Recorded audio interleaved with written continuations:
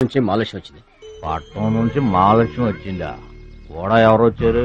విశ్వం గారు.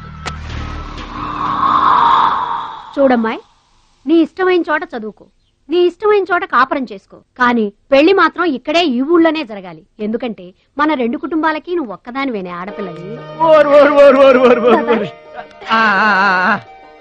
ఎప్పుడో ఇంత ఉన్నప్పుడు చూశాను, మళ్ళీ ఇంత అయిన తర్వాత చూస్తున్నాను. నువ్వు వచ్చావు ఇంటికి పండగ కలు.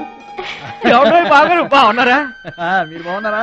నాకేంటండి శబాసుగా ఉన్నాను. రండి నా ఇంట్లో నాకు మర్యాదలు ఏంటండి? ఏంటండి సంగతులు?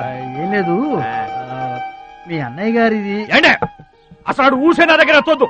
లేకపోతే ఏంటంటే ఆడు తమ్ముడు నేను ఒకటి ఇక్కడ ఉన్నాను, నాకు కొంపగోడు పిల్ల జల్లా ఉన్నారని ఆడు గుర్తుంటే ఏడాది కోపాలని ఇక్కడికి రాకపోతాడా? అసలు మేము ఉన్నామోలేమో చూడకపోతాడా? అది కాదు బాబాయ్, నాన్నకి 24 గంటలు ఆటలు పోటీలు, ఇదేగా మీ నాన్నగారి చేస. రావటం కుదరలేదు అంటావు. అమ్మా రాణి పెదనాన్న గురించి ఎందుకు గాని, చెల్లెం వచ్చింది కదా, నువ్వు వెళ్ళి పూరిల సంగతి చూడు. యారా చేసిన పూరీలు మొత్తం మీరిద్దరూ లాగించడమేనా? వచ్చిన వాళ్ళకి ఏమన్నా పెట్టేది ఉందా? యువతలో పెద్ద మనిషి విశ్వం గారు వచ్చారు, ఆయన మంచి మర్యాద చూడొద్దు. అయ్యో భలేవాళ్లే, మన ఇంట్లో నాకు ప్రత్యేకించి మర్యాదలు ఏంటండి? మీరెవరు? అసలు మీరు ఎవరనే? 20 ఏళ్లగా మా అన్నయ్య మీ ఇంట్లో అద్దెకుంటున్నా ఏనాడన్నా మీరు ఆయన అద్దె మనిషిలో చూసారా?